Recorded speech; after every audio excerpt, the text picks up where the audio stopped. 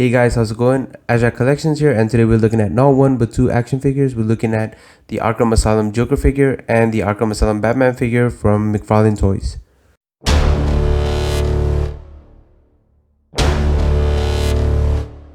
So before we look at the action figures, let's just have a quick look at the boxes that they come in. So in the front here, we just got open window kind of packaging where you can see the action figure. We've also got a few details about the action figures inside. So on the left here, we've got the box for the Joker, and on the right, we've got the box for the Batman. We can also see a few logos here and there, 22 moving parts, also McFarlane Toys up top. We can also see the accessories and the figures from the window packaging, obviously. So on the right hand side of the box, we just have nothing much, just says DC Multiverse and also the Joker and the Batman written on the side. On the back here, we actually have art for the action figure. These are not the action figures itself, but the art from the Arkham Asylum game. So yeah, that looks pretty cool. I mean, you can see the Joker on the left here. It looks menacing. That does look like concept art because the Joker figure is actually a little bit different, where the wrist, the collar that's coming out of his wrist is more yellow and not black as with the art. And the buttons are obviously different as well, but I'll go into that later.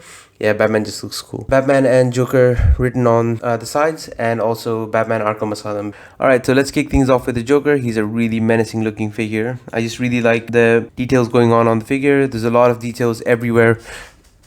So let's just have a quick look at the figure up close. Yeah, that really captures the art in the game. The long chin, the mischievous smile. His eyes just look so murderous, definitely. The hair looks pretty awesome.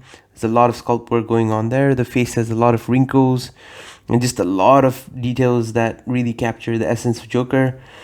The suit is really well done. There's a lot of sculpting detail going on here as well. There's just all this pinstripe detail here. Oh, the belt has a little Joker face. I didn't really realize that until then, but that's so awesome. He's got his chain. I think one of the Arkham figures actually had a real chain. I think that's the Harley Quinn that I have. Yep. So we'll compare Joker with Harley Quinn later, just in the height comparison section. But yeah, there's so much detail going on here. You've got the collar, I don't know what that's called, the wrist thing that pokes out here as well. Sculpting details all throughout the legs. And yeah, that looks like a little bit of a patch where there's no sculpting, but the Joker, I think in the game as well, he's got a few patches on his pants. Yeah, that looks so cool. Yeah, the boots have a lot of details, and the boots have articulation as well, but we'll go into the articulation later. But there's just so much detail going on in this figure. Alright, so next we're looking at Batman. I think in terms of details, he just captures so much of the game's details. The suit, all the detailing on suits there. Let's just bring him closer.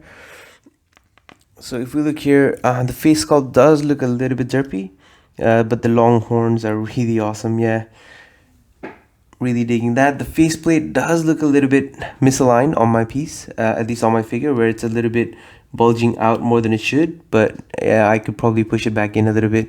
I'm not sure how that works, but yeah, maybe it's worth figuring out. The emblem on the chest looks pretty good. There's lots of good deco going on here. There's a lot of sculpting work here as well, just on the abdomen, on the sides. There's a lot of riveting going on.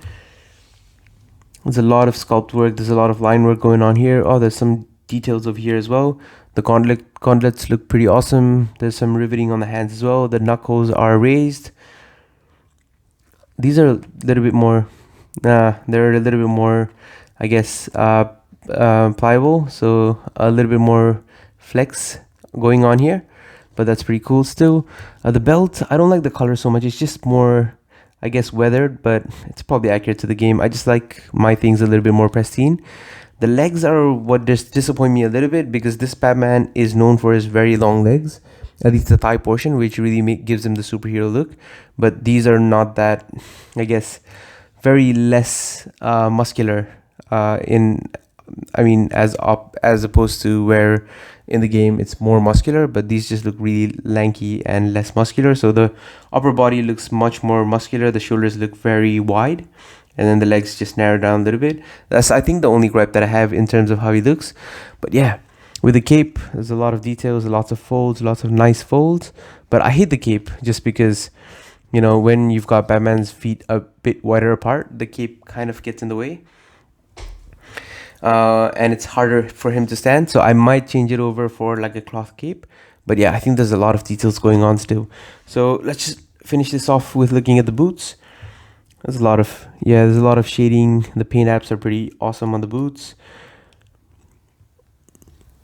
Yep. Oh, there's riveting at the bottom of the boot as well. 2 foot pegs. But yeah, that's pretty cool. There's a lot of details on the boots. Alright, so let's have a look at Joker's articulation and see what he can do. So in terms of the head, the figure can, let me just focus. The figure can look up that much, which is hindered by the hairpiece a little bit. He can look down that much, which is pretty decent. He can look left and right pretty well. And he's also got a little bit of pivot going on. In terms of the shoulder, he can come out that much, which is pretty decent, and can go down right next to his side, so that's pretty good. I really like the joints where there's a bicep cut and it looks more natural, but because of this being a suited kind of figure, there's a very noticeable seam, but it looks pretty good and it still looks alright. And it can turn around. There's also a butterfly kind of articulation there, but doesn't do that much, but yeah, it still allows for a little bit more posability, I guess. So in terms of the elbows, they can crunch up pretty nice, and they can almost touch, you know, on the biceps, so that's pretty cool. In terms of the wrist can go up and down, and there's a ball inside there, so there's a ball peg in the wrist, but it can do pretty much what you need it to do. It can swivel around, it can go up and down. So in terms of the waist, there is a swivel waist, so he can turn all the way around if you want him to. The coat material is pretty pliable, so it's really easy to articulate. And there looks like there's some kind of diaphragm or waist, body kind of articulation here as well, where it clicks every time you move it. So there is articulation there, but it's just covered by his vest. In terms of the legs, he can do the Van Damme. He can split out pretty awesome. Yeah, that's pretty much a whole full Van Damme. Yep. He can kick forward that much, and the vest kind of gives way. He can kick back that much, and that's without going out, so he can kick back pretty well. I think the material on the bum is probably a little bit more pliable as well. There is not much in terms of thigh swivel. His knees can bend that much on the top and that much on the bottom, which makes it pretty crispy, and he can actually touch, so that's a pretty good knee articulation if you ask me. His feet can go down that much, go up that much, and his toe can do that, so that's pretty abnormal, but yeah, that's what he can do. So it's pretty good articulation and good range of motion on this figure.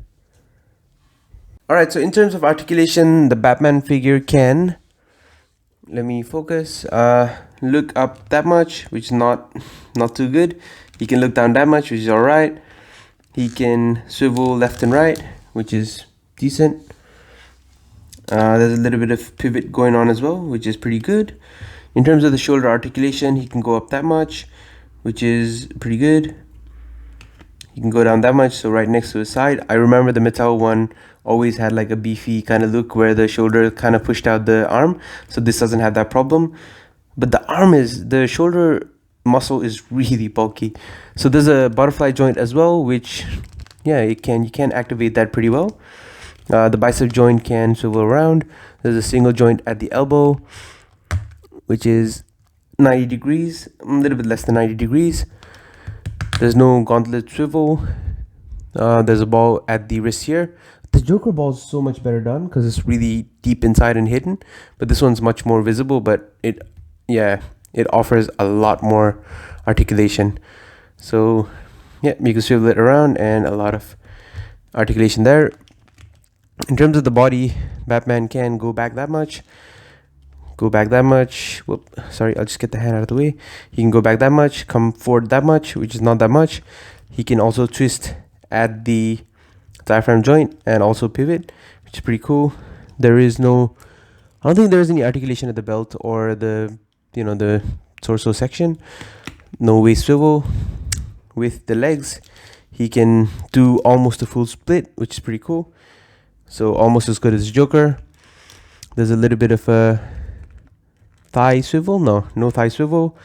He's got double hinge on the knees. Pretty good. He's got a ball at the leg here. He can rotate side to side. There's toe articulation. There's a pivot. He can kick up that much. and he can not kick back that much. Oh, he can kick back a little bit. So accessories for the Joker, you've got chattering teeth. So one of the open chattering teeth. These teeth are actually used as collectibles, so you can shoot all of them, and then I think you just unlock an achievement or something. So you've got the open teeth, you've got the closed teeth, and the painting on that is not, well, it's not too detailed. You've got the whites for the teeth and the red or pink for the gums, which is all right. And you also have Joker's revolver here. Like, you've got the really good gunmetal silver kind of finish. It's not gunmetal, it's more silver. But you've also got the black hilt here, and the revolver is sculpted pretty well. So it's pretty cool. I mean, yeah, it gets the job done, and Joker can hold it perfectly. What else do you need, right? So, yep. So for the accessories, the Batman comes with quite a few things. He comes with open batarang. He also comes with a closed batarang. He comes with, I think that's a smoke grenade. Or maybe the freeze, I think the freeze grenade was from the Arkham City games. So this is probably like the smoke grenade. And he also comes with a remote claw. Is this the remote claw or the line launcher? I think the line launcher is probably smaller. This might be just like the remote claw, where you pull the crates. So yeah, that's all he comes with in terms of accessories. They're pretty well painted. There's a lot of shading and highlights going on, so there's a lot of detailing. The smoke grenade also has these tips painted, which is pretty cool. It's two-tone, so black. There's a little bit of a thing there where the mold just stuck out, but that's all right. Yeah, there's a little bit of detail there. Yeah, everything does have a little bit of highlights and a little bit of shade, so which is pretty cool. So both figures also come with a collectible card each, and a bio on the back of the card, and it's the same picture as the one on the back of the box, and also you get one figure stand each. So that's all accessories that the figures come with. Alright, so let's compare the figures with other figures just so that we can get a sense of the height. On the extreme left here, we've got the Arkham Origins Batman. Right next to him, we've got the Arkham Knight Batman. They're all from DC Collectibles. The next two are the McFarlane toys that we're reviewing today. The one right after the McFarlane Batman is the DC Collectibles Series 4 highly articulated superposable Batman. So that's pretty cool. That's the first figure that I ever bought. So that's what started my whole collection.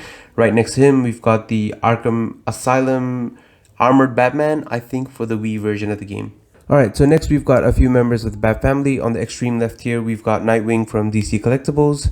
Pretty cool figure, good articulation. I think one of the best head sculpts on Nightwing that I've ever seen. And I really like that figure. Right next to the Batman, we've got the Mattel Multiverse Arkham City Nightwing. I had to paint all the panel lines black myself, so that's my first custom in a way. Right next to him, we've got the Tim Drake Robin from Mattel as well. So now we've got a comparison with the leading ladies for both these guys. So right next to Joker, we've got the Arkham City 2-pack Harley Quinn that came with Mr. Hammer. And we've also got the Arkham Knight Catwoman next to Batman. Alright, so now we're looking at a few of the bigger characters in the Arkham games. So we've got Mr. Hammer right next to Joker. He's got a pretty cool big hammer.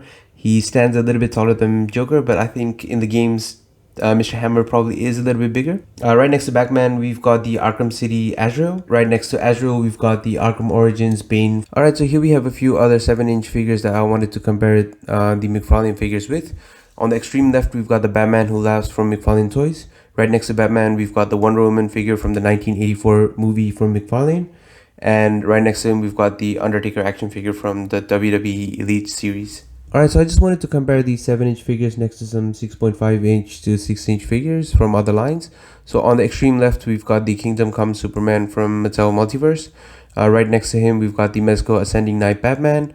Right next to the Batman, we've got the fake Chinese version bootleg Superman. And right next to the Superman, we've got the Marvel Legends Thor figure from, I think, Infinity War, and he's got a custom cape. Alright, so there you have it, guys. That's my review. I really like these figures, especially the Joker because of the articulation and the sculpt work going on all throughout his body, and also the Batman because of the accuracy, and this is the first time we've ever gotten a Batman that's this articulated. They are a bit on the taller side compared to the other DC Collectibles figures, but I think, yeah, Batman just makes it work because he's a little bit bigger than everyone else anyway, and the Joker might be a little bit too tall, but I think it still works out. They're great figures to pose, and they're pretty accurate, highly detailed, so I would definitely go for it. I hope you had a good time. I hope you like my review, and leave a comment if you want to know anything more about the figures, or if you just simply have something to say about them. Looking forward to seeing you in the next episode.